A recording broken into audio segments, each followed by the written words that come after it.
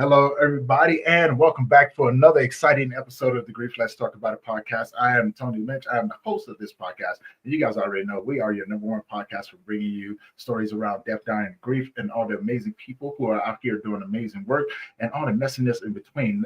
And these individuals not only walk the walk, but they talk the talk, and they out here just making ripples in the grief world. And if you guys already watched the show, you guys already know my guest that's coming up here. She's been up here before, and she's a freaking rock star. We're on part two of this. So if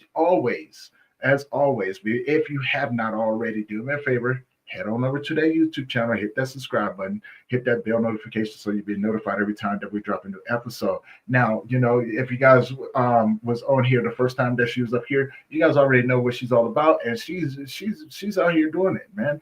So get your questions and comments ready. Now, before I bring her up here, I would like to say that this is for educational purposes only. Okay. Now, without further ado, guys, help me welcome my next guest, Cheanise. How you doing, my friend? I'm good, Tony. How are you? I'm doing well. Welcome back to the show. Thank you. I honestly, after our segment of the first part, I really was thankful for everybody who brought up their questions about, if you haven't seen it yet, it is more about the grief about our childhoods, expectations we had about our parents or communities and experiences that way. And I'm very thankful for that space being held for us to really bring that version of grief to the table. But I've got a couple of other grief points that today I would really like to open up for people to know why grief is kind of so expansive that it really is hard to maybe label what we're all going through at once, and how we can have some better tools to get us understanding what we need for our own personal needs. All right. I'm going to let you go ahead and open up the conversation for this. What's one of the main things that you want people to know?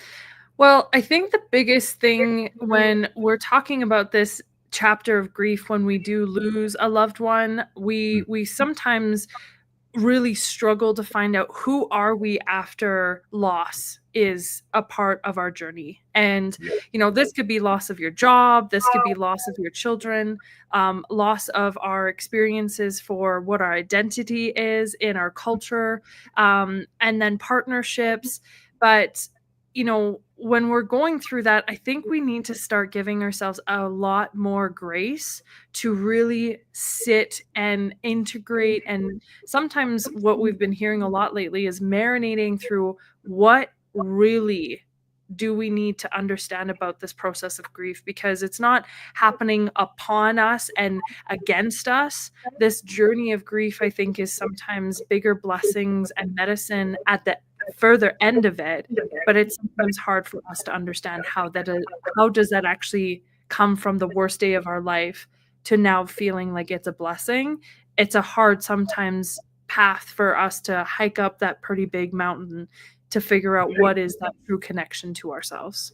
That's very true, and I want to unpack that, because you said something really important. It's not happening. It's not happening on the outside of us. It's actually happening on the inside. At least that's the way that my thoughts about it anyway. Because there's the growth from internal, right? From your identity, right? Because now you got to figure out who you are in this new world. Yeah. Right. You have to come up with some sort of game plan of how you're going to navigate it. You have to navigate the feelings that you're going through. Right. And being able to honestly articulate those things. Right. And not just throw a label on it just because it sounds good. No, like actually do some embedded work. Right. Unpacking the multitude of layers of healing that come along with that as well. Right. What are you missing?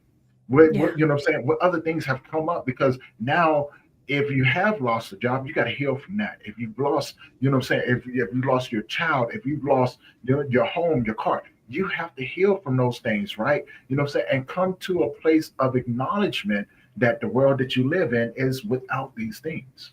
Mm-hmm. So what are your thoughts on that?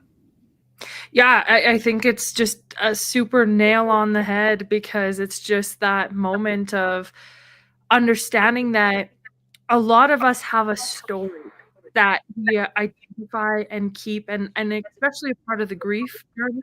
A lot of Mhm. us who identify as now, I'm a widow, or I'm a mother who lost a child, or I am a survivor of our own maybe like illness, and now we don't know who we are after, being cured or a part of that next step. So a lot of us are still trying to navigate why me?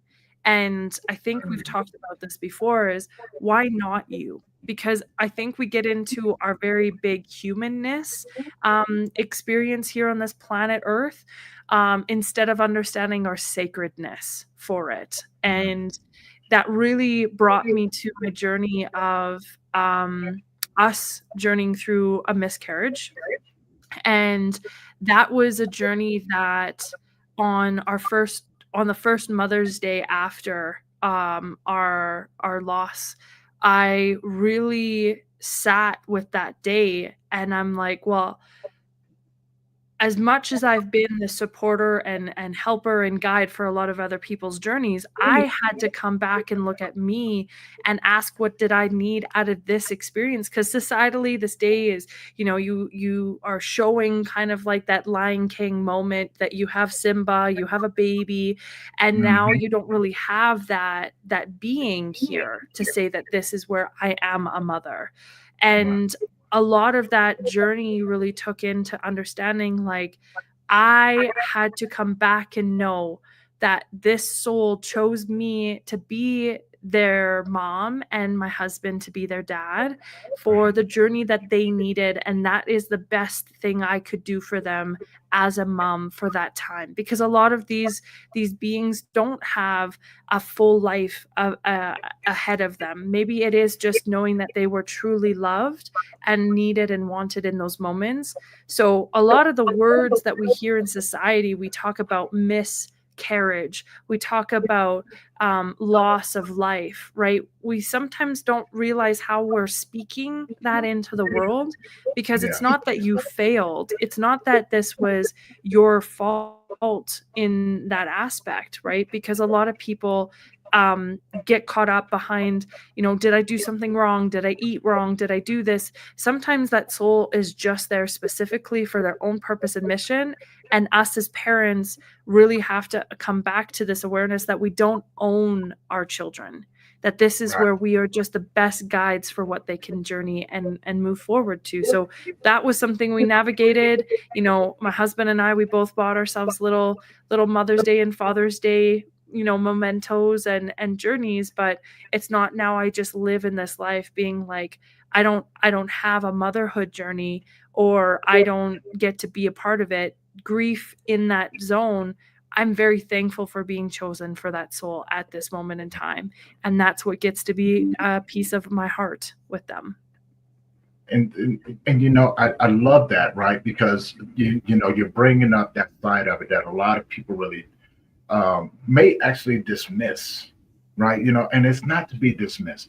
I find, like, there's always two sections, and this leads me to my next question, because I've had the chance to meet your husband Brody, and freaking amazing dude right there, and I see you guys' relationship, and I often, think to myself, like, like, was it? This is what I normally hear, but you let me know what you think about it. What I normally hear is, you know, um, the wife is the one that normally gets all the support in these general areas, right? You know what I'm saying?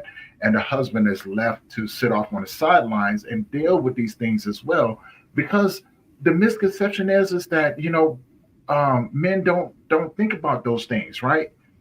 And I'm going, no, it's absolutely the total opposite of that.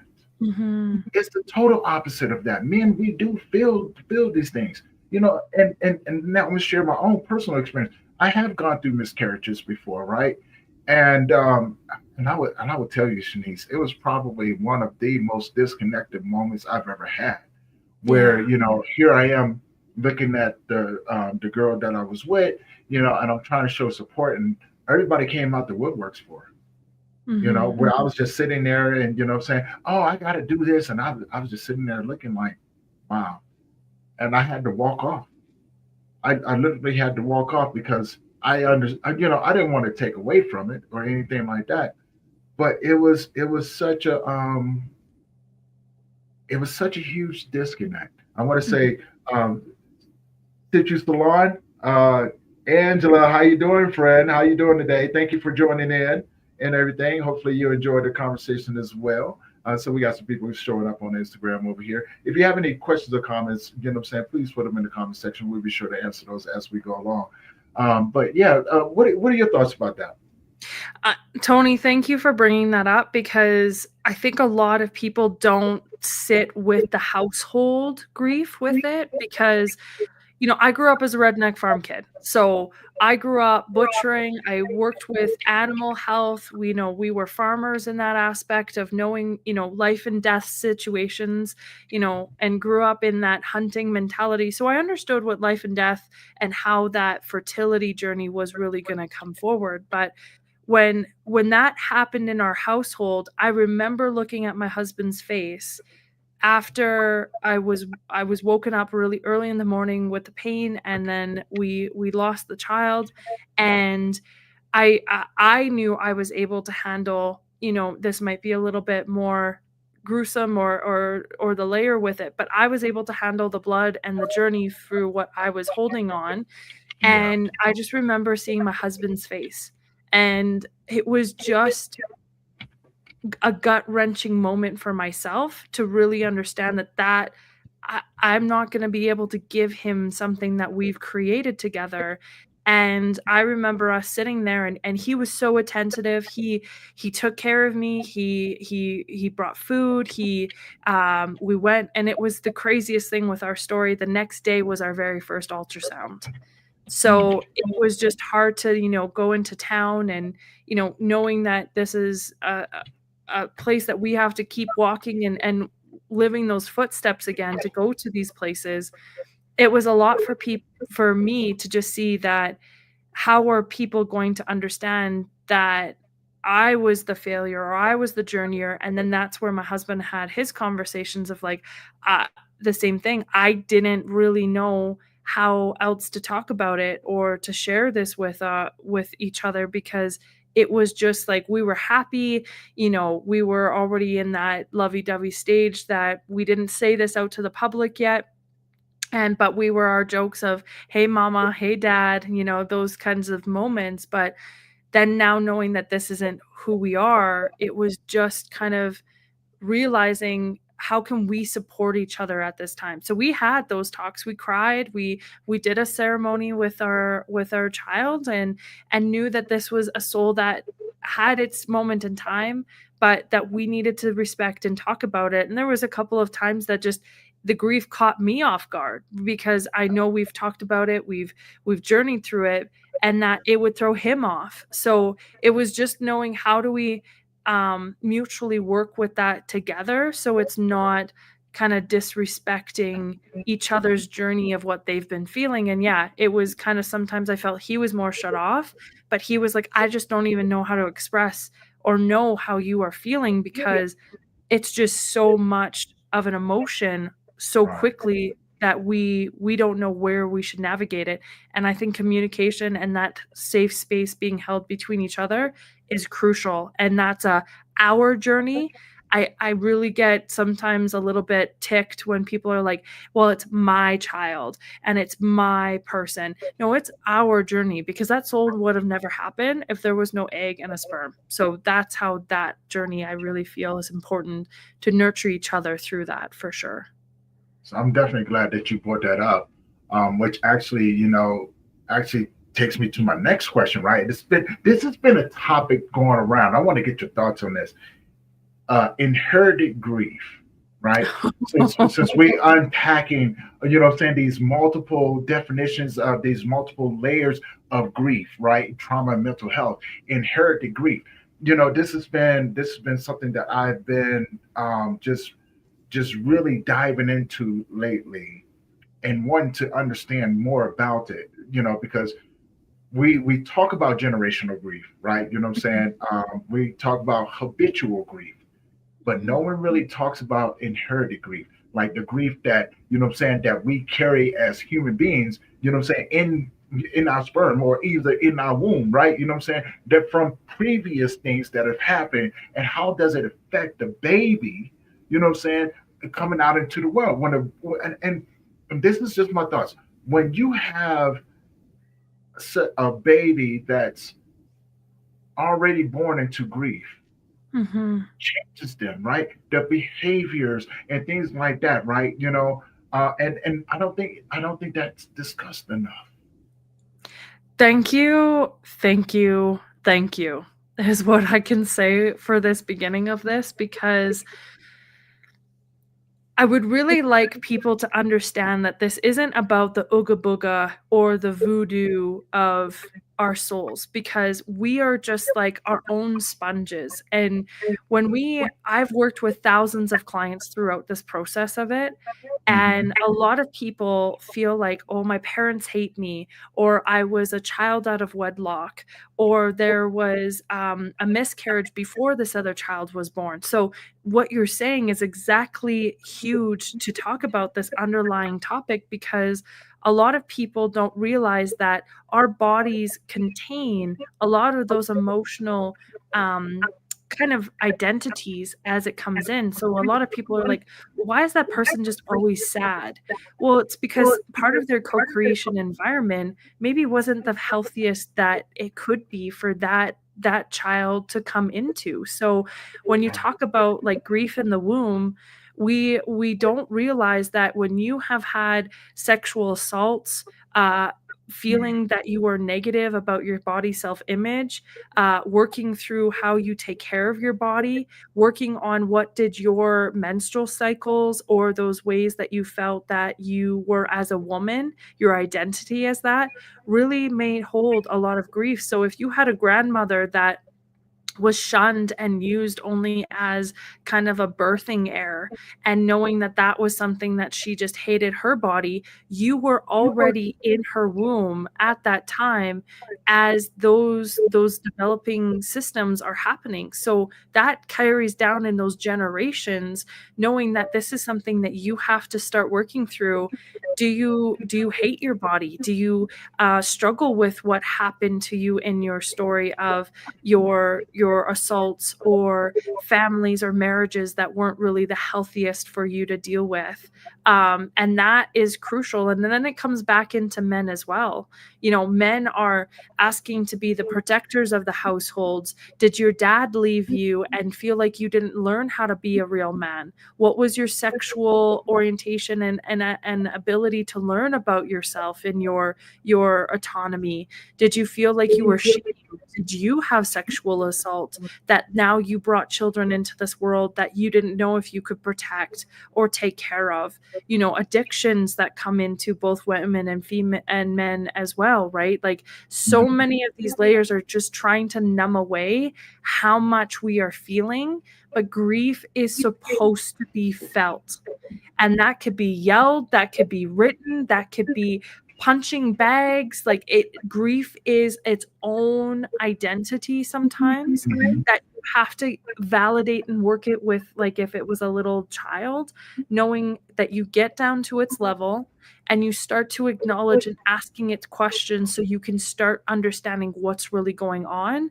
Because again, if we're just constantly being forced into this energy of being like, okay, I can't hear you, just shut up, go cry in your corner, because that's what we do to ourselves. That's why prostate happens, that's why libido is gone, that's why we start having hair loss, weight gain. For women, that's why we have endometriosis, PCOS, hormone imbalancings between both genders as well. Like, a lot of shit show and chaos is Yes. happening when we inherited that grief. And that comes back from maybe mothers who were mentally ill and felt like they couldn't keep themselves going after postpartum. And a lot of people just thought that that was just her being psycho or overwhelming, or the dad having such a loss that he doesn't know, maybe his job was a failure, his family member got lost. So now these children are inheriting all of this kind of, I call it kind of the rain runoff Yeah. of what happens when all of that's being impacted in your four walls. So that is a huge, beautiful expansion to talk about, Tony. And thank you for really bringing that out to the public about this. Well, and also, as you were saying, now we're about to, we're going to take a little bit of a twist on this, right? Because it really made me curious about something. When and as you were speaking about this, right? I started thinking about those individuals that are labeled sociopaths and psychopaths, right? The serial killers, those individuals like that. And when you talk about the inherited traumas, the inherited griefs, and things like that, when a person has gone through so much trauma and they give birth to these children out here, um, and how it would affect them. Like, and a prime example, right? You know what I'm saying? Let's go to Friday the 13th. Well, not Friday the 13th. Let's go with Halloween, right? Michael Myers, right? You know what I'm Mm-hmm. saying? You've seen it before. Hey, he was born evil, right? And I started thinking, I was like, what if a person has gone through so much in their life, so much trauma, so much abuse, and things like that, that they give birth to someone like this, right? Mm-hmm. Because you can only imagine if you inherit this hurt, this deep embedded pain, and as a baby, I can only imagine it does something to you. It takes away something from you, the Yeah. emotions and things like that. And then you give birth to what we now have today as, what I'm saying, as the psychopath, or, those who are labeled as psychopaths and sociopaths, right? Mm-hmm. And so I'm going to what, expand on that because what you have brought up in that too is okay. So, how many of you heard about listening to classical music because that's going to help your baby development? Well, I yeah, want to bring that even yet to a deeper seated, and I don't want to have this as a guilt shame or all this other stuff, but this is the reality because I am a practitioner in this realm that we really deal with a lot of this, and I'll explain what my practice is after for children. mhm, But your thoughts and your experiences that you are going through when child is in the journey of carrying, that in the womb, that is amplified. So how many of you have been underneath water and heard different things throughout the vibration, right? So when mhm, you're in a household that there's screaming and yelling and all of that vibration and that contraction and that fear being put in the mother's space, that is a lot to deal with for that child to be processing. Now, a lot of people believe that, the embryonic fluid is also a protection and a mechanism to help that child be a part of their journey. But literally, I have within my own family that my mom was scared to stay with my dad after having me. And my mm, sister had always had this unwanting level and experience with it. And it's because my mom was thinking of having an abortion because she was scared that if she was bringing another child into this world, this would have been something that she couldn't carry or protect another child into this. So at that time, my sister was way older. She had her own experience through that, and we went through a series of healing and processing, and a person looked at her and said, "Did your mom ever think of having an abortion?" And we were just like, I don't know. Our childhood was a bit of a shit show. But then when she talked with my mom and she said yes, because I was scared what he was going to do if this was going to continue. So those layers, it's even what I've witnessed with my own bare hands, let alone the clientele that I've worked with, that is a common theme, that if this was a child out of an abusive or an assault situation, that child is feeling like they're never lovable or they're never needed. So then that gets us in early ages of anger. We're seeing kids that are just feeling like they're in a tantrum of not being needed, or they come into a victim society where they then are just this punching punching bag or really susceptible to always clinging on to anything that can love them.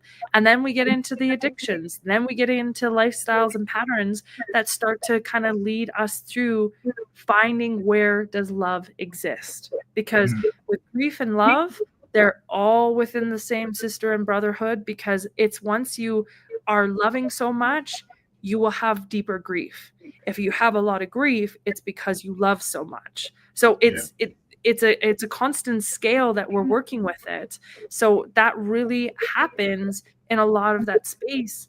And there's so much studies now coming out that the sperm, the way that it's being taken care of for the 9 months or the processing of how long the sperm can last and when it's produced, is what is that male doing to their body? So are they positive thinkers? Are they big into addictions or drinking or smoking? How is their body health? How is their, spiritual belief? Because again, this is a massive miracle experience that this combining of the sperm and the egg has this ability to really know what its DNA is holding in its story.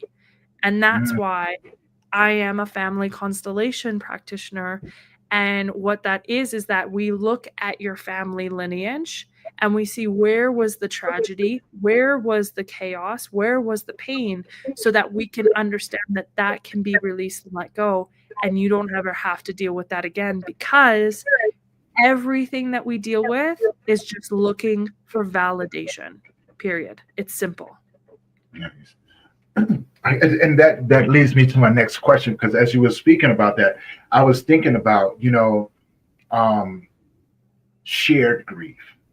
And what I mean by that, right? We as human beings, we have our own way of thinking until we get around other people. Once you're around a person so long, like I've seen this happen, right? You know what I'm saying? People, you lose their individualness, their individuality, and they become, so say for instance, if I was around Cheanise and and vice versa, right? You may like some things, I may not like some things. Brody may like some things that I may not like, right? You know what I'm saying? And over a period of time, we may find ourselves like, oh, you know what? Those can of beans do look good. Look, I can't stand beans. I can't, right? You know what I'm saying? but I might be around you like, oh, you know what? You know what? I think I may try to, oh, these are really good. No, they're all going where I don't like beans. Right, you know what I'm saying? But I've picked up that habit, right? And it becomes a shared habit, because now we're planning to, I have to like the same things as you like, you know what I'm saying, and vice versa, right? And what I found that I had to do was that I had to literally separate myself from individuals and start over from a clean slate. And what I mean by start over on a clean slate is that once I separated myself, I began to really do a self-check and go, you know what? I really don't like this.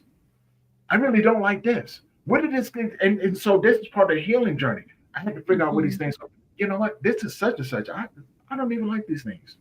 I'm gonna get that all back to them, right? Until I got to a place to where when I was a child and I got back to the basics, the things that I did like. I love being creative. I love, having fun. I love smiling. I love fishing and all of these different things, right? You know what I'm saying? And I realized that once I did that, there was a disconnect from a lot of things, you know what I'm saying, and a deeper connection on those other things. And so when we think about grief, right, everybody has their own way of grieving, but say for instance, again, you're around someone who is going through it, right? And I'm pretty sure you've heard this before. Oh, I know you like the back of my hand. You really don't. You know what I'm saying? Because, you may be around somebody who's going through a loss and you would take on those characteristics. Yeah. So now it seems as if, oh, yeah, you do know me. No, I'm imitating you. And then in turn, and we do it subconsciously, right? And in turn, when I go through something, you probably really end up doing the same things. And I know you've probably seen this as well. You may have, a person and their best friend around each other, and that best friend is always speaking up for the one who's grieving. Oh, they don't need this. How do you know what I need? Because you just like me, I wouldn't like that neither, right? And we have a tendency of being people pleasers, going, oh, you know what, you're absolutely right. No, no, no, screw that. Screw that. Well, I think it's this energy of clinging to being Mhm. a support in grief. So I really want to narrate that because it's a herd mentality. So again, growing up as a Yes. farmer, right?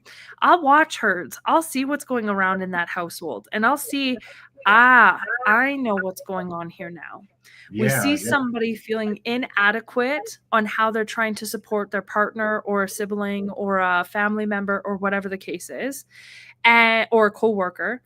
Mhm. And so now this person thinks that now they're in a vulnerable state. This is a place where this person really can shine either their own insecurities and feeling like they're needed and wanted because their grief program didn't get dealt with in the way that they felt Mhm. validated. So it's Yes. just a mocking, systematic energy that just keeps continuing down. Yeah. So that's where you're going to get that. And I just literally, these last few podcasts I've had with some amazing souls that had one hell of a grief story and journey. You know, all of a sudden we see this at funerals, that all of a sudden somebody's grief is bigger than somebody else's. Now, Oh, phew. that is okay to say, okay, you have a grief for sure.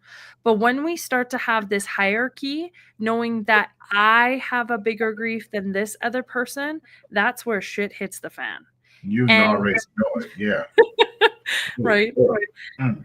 And then so what happens is that when we start projecting what we think this person needs to deal with, that person has no autonomy. So then this is where we start spiraling into get the fuck away from me, don't touch me, don't deal with me, you don't know me. So then there's this isolation part that comes in because now this person's scared because now they know that they're vulnerable, they're hurt, they're in this wounded state that they feel. So they don't know who to trust. And that's when we start spiraling into these postpartum experiences of grief. Because now then you feel that nobody gets you. You've cut off this amputation and this experience and this, you know, asking for another connection because now others have taken advantage over that. Or now you feel like you're being loved, you feel like you're being needed, but as soon as you start getting your own independence, that anarchy starts to push down on you. So now Yeah. you feel like you can't get out of this grief cycle and now you're this victim. So anything to do with victimization has to be dealt with because it's not safe for a grief journey at all. I'm glad that you brought up the system. You know what I'm saying? Systematic, right? Because it got me really to thinking. You know what I'm saying? Because I think when we start to unpack grief, we realize that there's a multitude of definitions of grief, right? You know what I'm saying? Depending on what it is, and systematic grief, right? Systematic grief. And I love that you brought up the hierarchy and things like that, and I want to unpack that just a little bit more, you know what I'm saying? Because when we think about systematic grief, we think about those individuals who may have been affected by certain things in society, in our systems, right? Institutions like prison, justice system, right? Mhm. Um, let's see the judicial system. Let's think about, you know what I'm saying, child support, things like that, systematic things like that, right? And how it can affect us. Because what I find a lot of times, and this is crazy, when people are going through things like that, is when people have the babies. Mhm. Right? Think about that for a minute, because it becomes, oh, you know what? I really just went through this at court today, and I just got out of prison, or you know what I'm saying, I'm going through this with child and all of these different things, and and it becomes and I think it's more of a connection thing. And I could be wrong. I could be wrong, but I think it's part of it. But it's like, oh yeah, I'm going through these things, right? You know what I'm saying? And I think they're looking for a sense of intimacy and comfort in that grieving process, right? And it becomes more of, you know what I'm saying? I'm here in my most vulnerable moment. I need you to be intimate with me, type, Mhm. right? You know what I'm Mhm. saying? Now, again, I think that's just maybe part of it, but I want to get your thoughts on it as well. Well, I think it comes back to that we want some sort of job again, because every human being feels like if we don't have something to do, then what are we even good for? So Right. I agree with you on that. Grief starts to produce a next generation, because once you lose something, energy in physics, energy cannot be created or destroyed. It's constant. So Right. once something is removed from the system, something else has to be added in. And Yeah. that's where a lot of that pressure or that denial or that pain starts to just continue down in that inherited generation, Mm. because again, it's just continuing down cycles that maybe we don't love our jobs. So now we have a generation of this last name just constantly fighting against, governments or war or, who we are or what it is we need to stand up for. So again, we're not breathing in sometimes life, because a lot of times I have witnessed what grief is that you thought you had more time, more opportunities, more experiences that could have been done and happen, and they don't. So, why we grieve sometimes so hard on a loved one is because you thought you had bigger powers than the big guy above, because, or whoever you believe in, that your timing, your processing is more important than knowing what you feel called to go and do. So now this is inherited being like, I wish I would have talked to my mom another time, or I wish we didn't fight, or my brother got murdered and now I don't know how to talk about this because I feel like a piece of shit. So I'm going to do all these memorials and all these other things. So we start blowing up all this like attention to what the Mhm. grief was just needing to be said. I didn't do the things I thought I had time for. If we just Right. acknowledge that, then all of the other show and then all the other production doesn't have to take over our life, because then we start creating another identity, thinking that Mm. this is what we are as a fundraiser or a system provider or a doer in the community, because that's what happens. That sometimes is your stages of grief and healing, but it doesn't have to be that, because I think what really needs to be done is you have to relive and express that to somebody safe, the entire details and experience, so that you know that that's not bottled up inside of you. And that's why we talk about therapy, or we talk about healing circles or prayer circles or Right. working through grief counseling, right? I swear you read my mind right now because I'm glad that you brought that up, right? Because as you were speaking about that, I've started thinking about communal grief, right? Mhm. And what I mean by that, for those who don't may not understand it, when something happens in a community, what I'm saying, you find that it affects a lot of people. You know what I'm saying? So, say for instance, such and such may have passed away, right?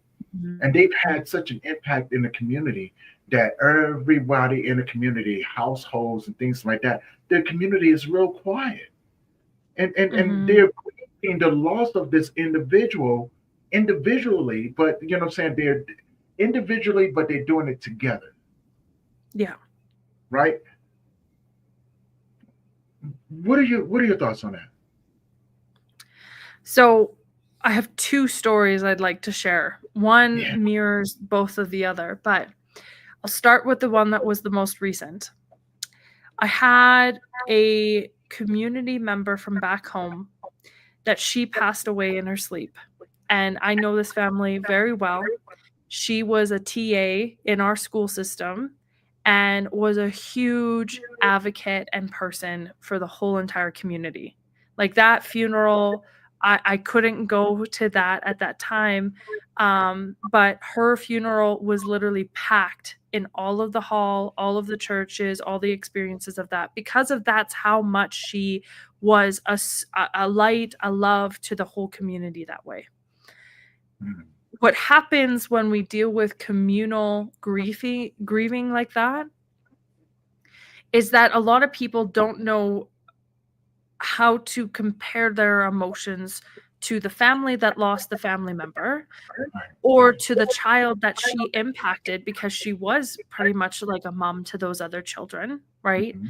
So that is such an interesting place to navigate through that, because you might have a bond and a connection with somebody in your community that is so important or was so pivotal to your world that you couldn't imagine and live without. And that Mhm. was also another kind of offset to this story, is that was exactly the way that I felt about my auntie, that she wasn't biologically family, but she was part of the community, and her kids and my parents had kids the same age. Those were my younger siblings, and she was more of a mom feeling and moment and person to me than what my mom was, because she was going through her own grief. At 31, she lost both parents, gone.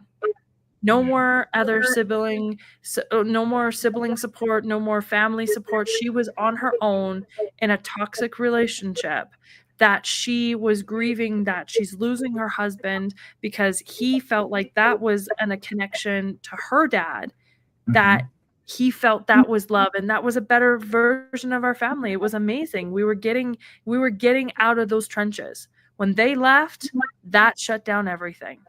Mm. So, there's so much of this communal space that we do attach to somebody else that feels like that moment. And that's where I felt like my auntie was holding better space for me, because she was not dealing with that grief in our four walls, but she had her own journey to go through. And at 49 years old, she passed away from cancer. And so that rippled also the community that way. So it was this identity that I didn't want to overtake the grief from her own children, because they didn't get to see, like, she didn't get to see them get married or buy their house or do these next chapters or hold her first grandchild.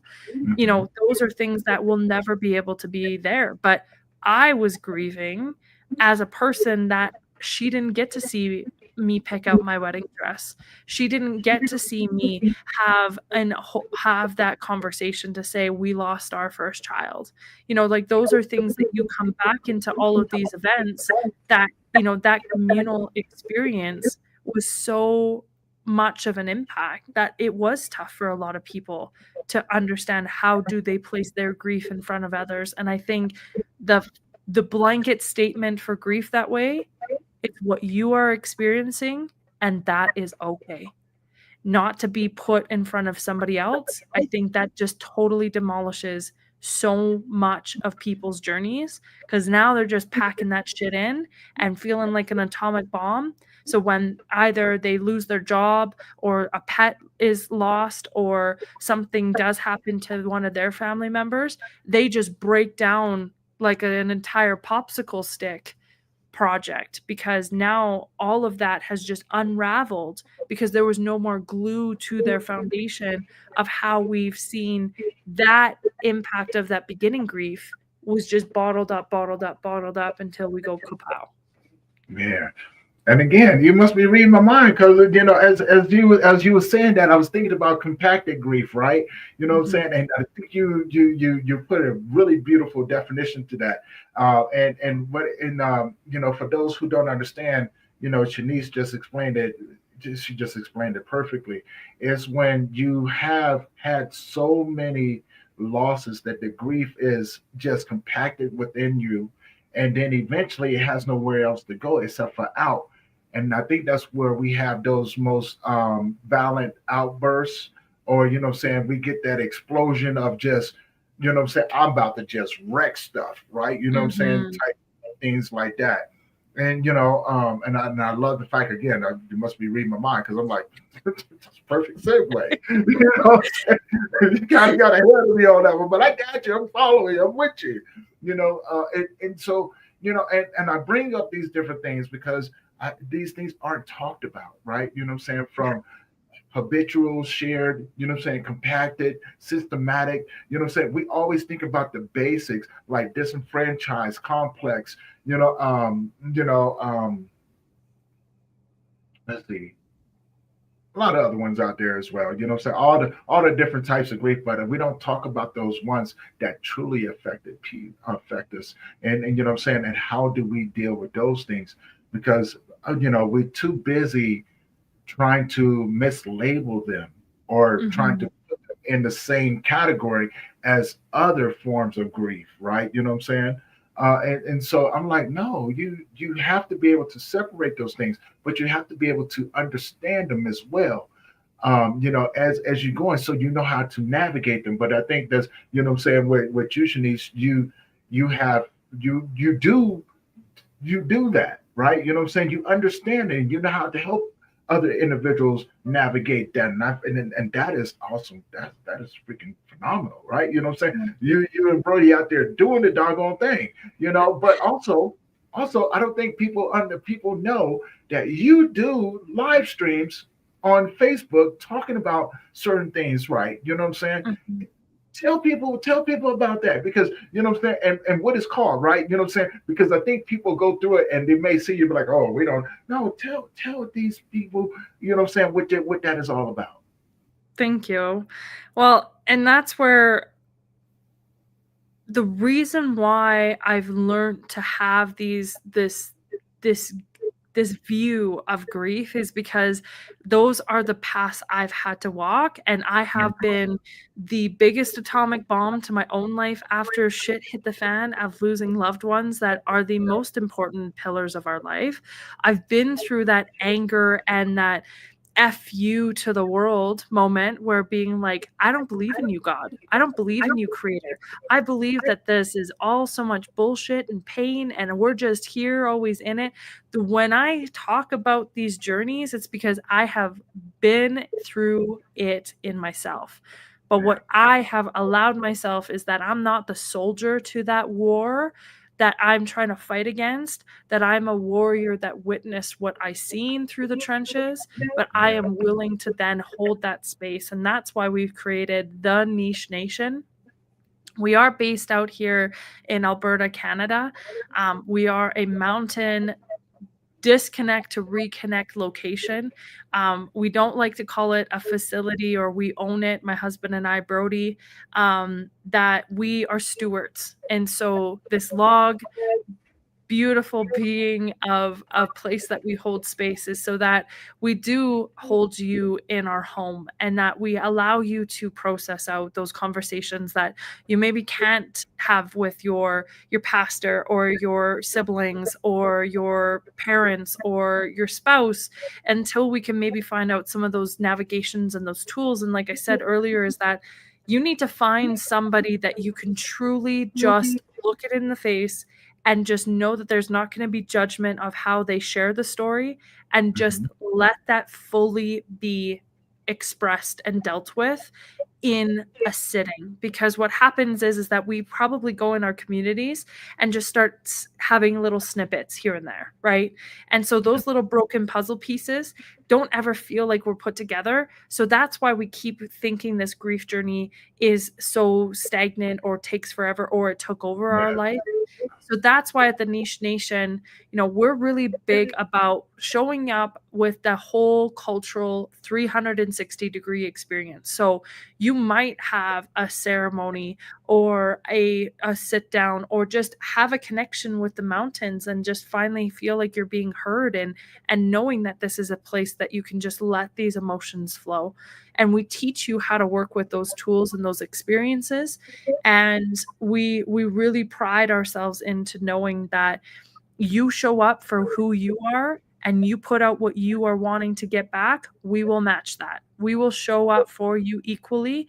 And that's where we do heal and stays. So if there's something that you are journeying through and you just are in this philosophical, you know, kind of revolution that's coming in and you don't know how to get out of it, if you feel like your family really needs a place to come and mourn and know how to really talk about these experiences, we'll cook their favorite food, we'll throw up their pictures and dance and celebrate. A lot of different Mhm. cultures show us how to actually work with the death route And some cultures really banish that. We're all dressed in black and crying and hiding ourselves and going back home and never knowing, how do we remarry? Do we quit our job? Do we work with family that is healthy, that we don't know if we can trust them or not? Do we Mhm. change our faith completely? Like, there's a lot of big questions when we talk about the big old grief word that, Mhm. so, like you said, nobody really has a blueprint or health class or a university, master's to say this is what's all understood about this. This is a press one button and it's all going to print out and you're going to have it all figured out. No, that shit doesn't exist. Bro, man, look, you said it right there, and I started laughing because you was like, that shit don't happen like that. Because it don't, right? You know what I'm Yeah. saying? It doesn't. But again, like as you were talking, great segue because, you said some things which I associated with ceremonial grief, right? You know what I'm saying? And as you were speaking, I started thinking about, how Easterners will often say that we Westerners don't know how to grieve and things Mhm. like that. And once you've attended a grief ceremony, right, you understand that, basically a person's favorite food or dancing and, what I'm saying, catering to this individual. And that reminds me of a grief ceremony that I attended in Africa, right? You come in through Paris, you catch a boat out there, and you're on this cruise boat with all of these bereaved individuals, and they have entertainment. You know what I'm saying? Like it's all about you grieving. It's all about you grieving, right? From the Mhm. foods and to the entertainment. It's all about us on that ship. We get over, we go and we dock over in Paris, and then from there, we backpack through the mountains. And you do that for a couple of days, and then you end up over in the backside of Africa, right? And then you get up there, and you're like, what in the world is this? And they got it all set up, drums and food, and what I'm saying, and fire pit, and all of these different things. And they have one rule: once the music starts, Mhm. you move until you cannot move anymore. And so we associate it with not only honoring those that have passed away, but it allows the grief to move through your body, right? Mhm. It's a ceremony of connection, of release and connection. You have to release the grief through the vibration, through the frequency, through the music, through the movement, and things like that. So it's not trapped inside of the body. We both know that grief it'll get trapped inside of there, and it'll Yeah. cause some havoc on you. You know what I'm saying? You be like, oh, I don't feel too good. I know why. You know what I'm saying? If you go to the doctor, he's not going to be able to figure it out. They're going to put you on a bunch of medication, which is not going to help you. So we have to move. That's why music is so important. That movement, you know what I'm saying, and being around other individuals. And it's a free fall, right? But you don't stop, and you don't stop moving. These Mhm. ceremonies can last anywhere from 3 days to a week or 2 weeks and things like that, but you do not stop. You know what I'm saying? By the time you get done, you're just done. You're exhausted. And then comes the most beautiful part about it because now this thing is moved out of you. You're open. Your spirit is more open to connecting on the other side to the energy that's left behind for wisdom and you know what I'm saying, and peace, right? Mhm. You know what I'm saying? But also um honoring, Yeah. remembering Yeah. those individuals, right? And so, and when you say niche nation, I'm thinking that's what it's all about right there. It's you get it. You got it. You understand. And you know what I'm saying? And I love that. I love that. Talk a little bit more about that. Well, what I really loved about it, because I'm Ukrainian, so we grew up with 40 days, 40 nights. So our ceremonies are 3 times around the churches, 3 times of everything. So it's always a big kind of long extended to do. So for me, I've witnessed death very early in my life. Mhm. I died at childbirth and was brought back. I had family members that passed very early in my childhood, and then death continued on. So I started to look at what did other people do to start honoring or supporting their journeys, because for us it's pravda. It's what we do is eating on the graves. So that's the same kind of theme with the Mexican, the Day of the Dead. You Yeah, know, yeah. my in-laws go down to Mexico every year for many years, and they witnessed what that was, and it was drinking and celebrating and dancing on their grave. Well, how many of you who have heard the other side of that, don't step on the grave, that's disrespect, all that kind of stuff, right? You know, like there's so many different themes of that ceremony and that honoring aspect depending on the culture. And that's where, you know, the Buddhist monks are put in their Tibetan monk and Buddhist statues. You know, we have other cultures that the bodies are floated down with lotus leaves, and knowing that they're going to be returned back into the earth. We talk about, you know, different cultural or religious practices that some cultures believe that cremation or burning or fire is you going to hell, so then they only do burial.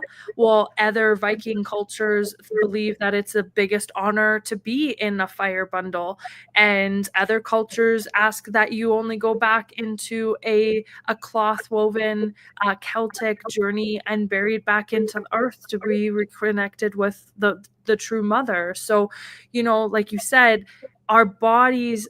Oh, and another culture aspect is that the East Indian journey of, you know, the body is being washed and prepared for 3 days, and the women are mourning and screaming and barely like passing out. They mourn so strong for those days, and after that, then once that ceremony is released and done, then they walk away from that experience, and that is it. What they believe is that they've put all of their tears and emotions in the ceremony, and then that's done, that grief is processed. So when you see the view of that, it's so like it's so beautiful when you can nurture that there's different ways we can process it. But Mhm. again, like you brought it up so bang on, is that your body and how you guys did that ceremony and danced and breathed and moved it out of our somatics and our fascial journey, that body will not contain that grief. And we've heard about this broken heart syndrome. We've worked with, you know, depression. You know, all these things start to happen in our meat suits, because where can that energy go? And that's where in Chinese medicine, it when we work with our acupuncture and our modalities in our body, our lungs hold the sadness and grievance.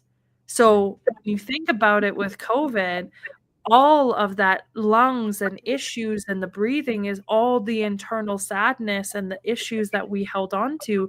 So when people have pneumonia or bad breath or mucus always build up, that's all uncried tears.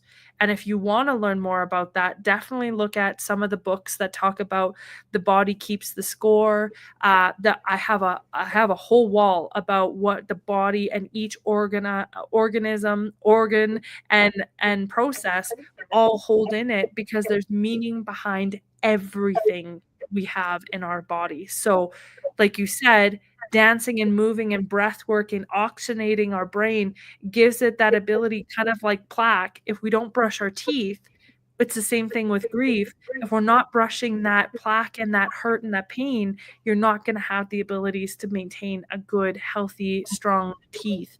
That's just Mhm. like your grief as well. Oh man, that's oh wow, that's awesome. Like I told you, you know what I'm saying? Like the work that you do is so it's so amazing because you do get it, and so many other people out there that may not understand, you know, like we just put a lot on the table. Mhm. Just put a lot on the table. Is there anything else that you could think of? The one last message I would really love, because I know this was like probably a holy shit moment on everybody listening to this. Oh man, this Um, is awesome. right. Um,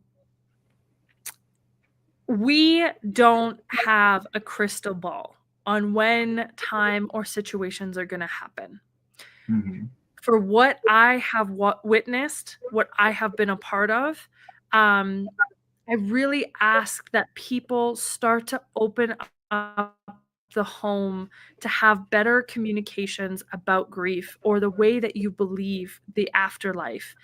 Yeah. So that when you have either your partner, maybe if you guys are just starting out or married, you have those conversations. What happens, not as a bah humbug energy, wishing that all the black clouds are going to happen towards you, but just Mm-hmm. having a little bit more of a guide and a buoy for you treading these like big ocean journeys, Mm-hmm. to understand like, okay, so what if we lose a child?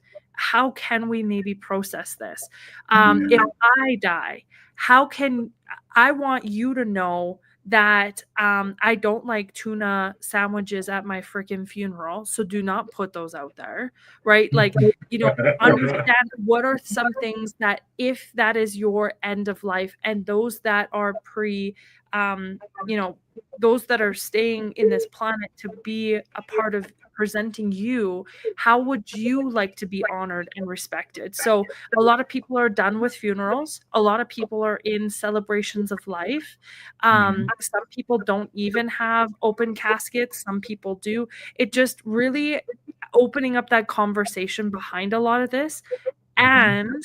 And especially when I've worked with generational farms and businesses and other things like that, death money is a shit show.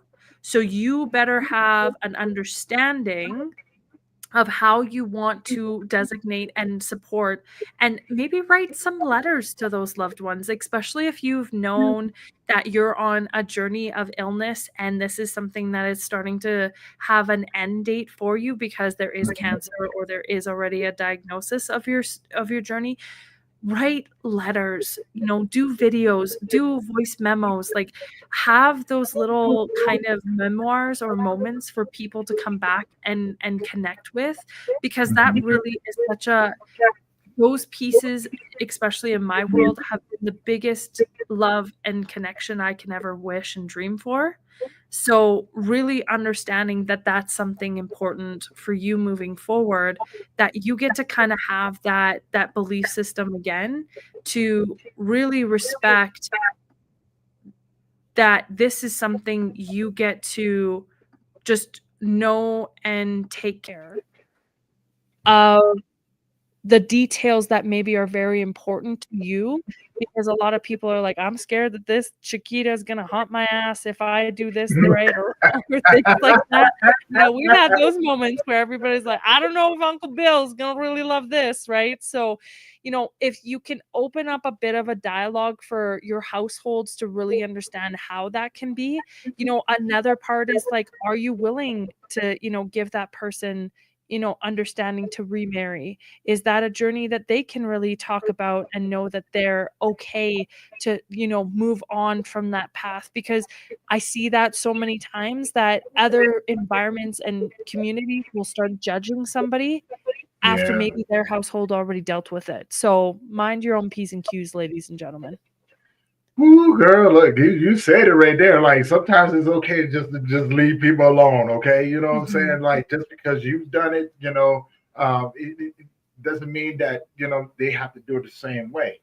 But grief is one of those things. I think once we can start to honestly identify those different layers of grief and how we all learn how to deal with it, we can begin to connect with each other in a different and a more deep embedded way to be able Mhm. to show up for one another, right? And honestly, be in that same space with us, right? Yeah. And with each other, you know what I'm saying? And just pretty much just be a part of the healing Mhm. that the shared healing that goes along with that, right? Yeah. And learn how to take care of one another, Yeah. in a healthy way, not in just an physically intimate way, but in a healthy way, an intellectually, emotionally aware way, right? Mhm. And to where we can walk away from each other and go, yeah, that's that good stuff right Mhm. there. That is that good stuff. Well, and I think another thing to that is like, you know what? If somebody wants to put a plate out at Christmas time or they always set a plate for their loved one because that's just routine. I've seen that with like elderly couple that they still have that routine. You know, they'll Yeah, turn on the football game for, their partner, or they'll do things like that. Just trust why you need to celebrate and do those things, because that person isn't gone. They are just no longer here in this meat suit, and they are still the stars, the signs, the dimes, the feathers, the whatever your belief system is. They're still here with us. So right. respect that they want you to really listen to, you know, that smell, listen to why, that song came up. Like, they're trying to comfort you the best that they can, but if you're Yeah. just going to be on your blinders and not believe in anything, you're robbing what your loved ones are trying to give back to you. And that's all I say with an open heart, is just be open to receiving it, because it's the most beautiful exchange and love that you can give. You know, as you were saying that, I started thinking to myself, because I told you I was listening to Simon Sinek, and a friend of his was going through a horrible loss, right? And he reached out to him. So I'm gonna share this little, his story with everyone else. And I want people that are listening right now to really think about this. Really, really think about this. He he reached out to his friend and he goes, "Hey, I haven't heard from you in a while." He goes, "Yeah, I was just going through something." He goes, "Why didn't you reach out to me?" His friend said, "I didn't want to be a burden to you." Simon said he got Mm-hmm. pissed. And he said, "How dare you deny me the right to sit with you in your darkest moments? How dare you take that away from me?" I say that to say this. For those individuals, if you love someone and they deny you, tell them, "How dare you deny me? If I say that I love you, how dare you deny me the opportunity to be with you when you need me the most?" Mm-hmm. Mm-hmm. Well, and on that other flip part, if you have somebody that has not been healthy in your space and they pass away, you have to understand that when they get through on that other side, they understand what had been your choice. So stop Right. thinking that you should have stayed longer, or the addictions, or clients sometimes when they do commit suicide. Like, you got to trust that there's something else that is going on through the process, and that you can do the best that you can, but Mhm. everybody has their choice. So that is something that I've worked with a lot of people, especially professionals who have had clients, or nurses or doctors that they just couldn't keep going in those practices, and they do pass away, or us as grief support systems, that they had cancer and now they passed away because, or they were cancer free and now they did pass away from cancer. Like, there's so many scenarios to those Yeah. stories. So grief and guilt and shame go hand in hand, but they do not marry each other. You just have to remove that shame and that guilt and really understand, where does that come in your story, because you can do the best that you can. And if you didn't, well, then you know better for what you can do for the next person. There you go. But don't Yeah. be a martyr for that journey. No, I'm like I said, it depends on the individual. How much do you care for that individual? Reading the Mm-hmm. energy that's being given off and things like that. But also, sharing the other side of it as well. Like, you have people that genuinely care Yeah. about you, Yeah. that want to see you healthy, that want to see you in a good space, in the space that you need to be in, right? And not forcing the journey that you're on, but wanting to be there with you, because they know, they probably understand, just like we do. You know what I'm saying? Having a companion along the way can mean the difference, Yeah. right? It can definitely make a huge difference. And but knowing when to say, okay, I'm gonna back off a little bit. You know what Mm-hmm. I'm saying? But I want to make sure that you know that I'm still here. You know what I'm saying? And if I see you spiraling a little bit, I'm not going to stop you from spiraling, but I am going to show up to let you know that I see you, Yeah. type thing. Yeah. right? You know what I'm saying? And so, and all of these different things, all of these different layers, man, and like it just opens up the doors, and hopefully there's a lot of people out there that are paying attention right now because, you know what I'm saying? Like I said, the work that you and your husband do with Niche Nation is just truly remarkable. You know what I'm saying? And I want to make sure that people know, you know what I'm saying? Like there's people out here that are out here doing the damn thing. You know what I'm saying? Mm. And now, with that being said, while we begin to wrap this thing up, tell people how they can find you. Cheanise. Mm. Well, I want to say, Tony, if it wasn't for your platform, your love and your passion for other people to know that this is out here, equally huge kudos and just blessings for knowing that you really had a story to share with a lot of people. And honestly, you have been a vortex point for a lot of other people I've met through the podcast world that they're like, yeah, we know Tony. Yeah, we've worked with Tony. He's our brother from another mother. Like, it's been just so magical just to see that, we are all doing it. And if Yeah. you are listening or this is sent to you, don't take it out of judgment. Don't take it out of hate or hindrance that somebody thinks you need to fix yourself.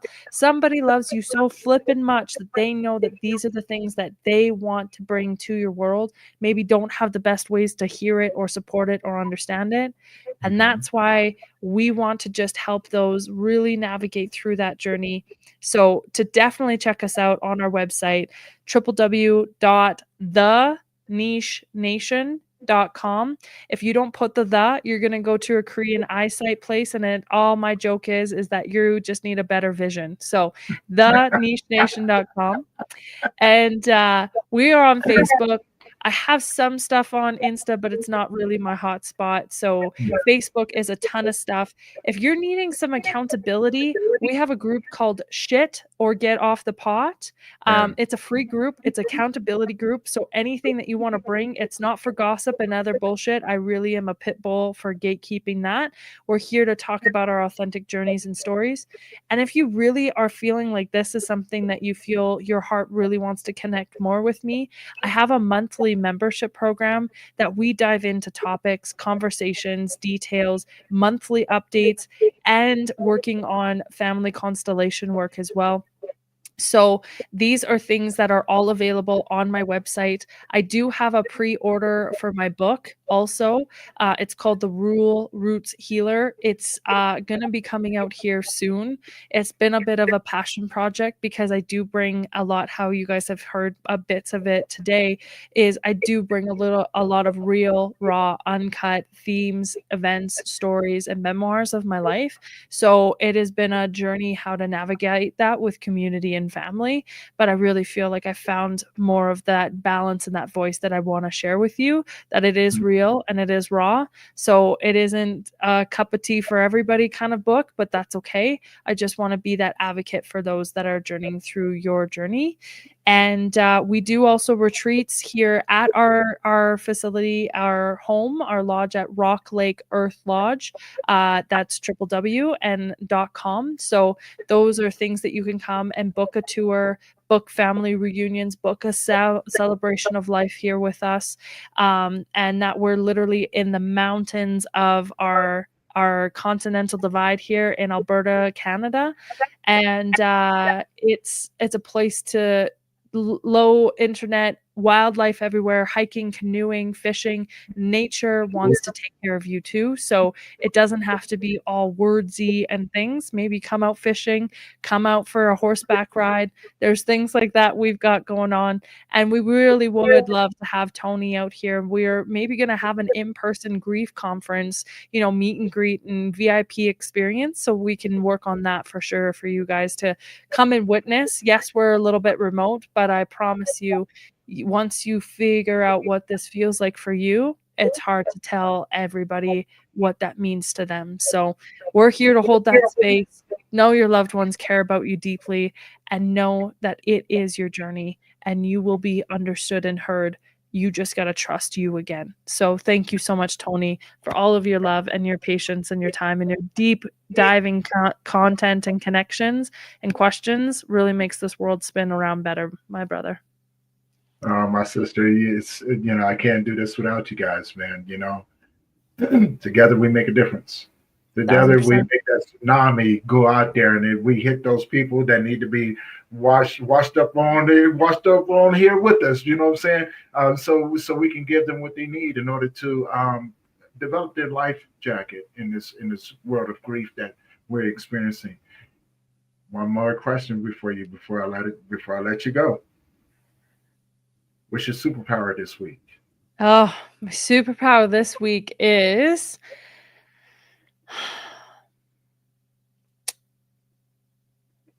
loving my voice to be able to roar so other people know that this is where they can come home.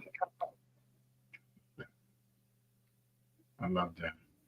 And with that being said, guys, our information is going to be in the YouTube channel, so please go and check that out. And so for everyone who have been tuning in, I've seen you. My phone's going off over here. I'm saying? You guys are leaving messages on Instagram, Facebook, LinkedIn, YouTube, Rumble, Twitter, Twitch. All you guys, thank you guys for tuning in, just enjoying this conversation and everything. And again, if you haven't already, head on over to their YouTube channel. You know what to do. Just hit the subscribe button, hit that bell notification so you'll be notified. Now, if you're the type of person that wants to subscribe and unsubscribe, don't do that. Okay, you guys mess us all up in the algorithm. But also go check out Cheanise's podcast as well. I'm going to be up there. She's having some amazing conversation, and she has a no bullshit way of bringing things to you. You know what I'm saying? That you may actually need. And for those that's looking for a place to do retreats or, to get away, check out Niche Nation. Go to the website, book her out, and tell her that Tony sent you, But also keep her lookout for her book as well. All right. Show that support, show that love. And as always, guys, we're going to close out this episode of the Grief Let's Talk About It podcast. I am Tony Lynch, and we are your #1 podcast for bringing you conversations around death, down, and grief, and all the messiness in between with some amazing people that not only talk the talk, but they walk the walk, and they're here to help you get through yours as well. The Cheanise, again, thank you. My sister, love you so daggone much. You and Brody, you know what I'm saying? I can't wait to do this again. I'm going to be on your show as well. For everyone else, guys, I love you guys. Thank you for your support. We're going to close this one out, and we're going to see you guys in the next one. Peace.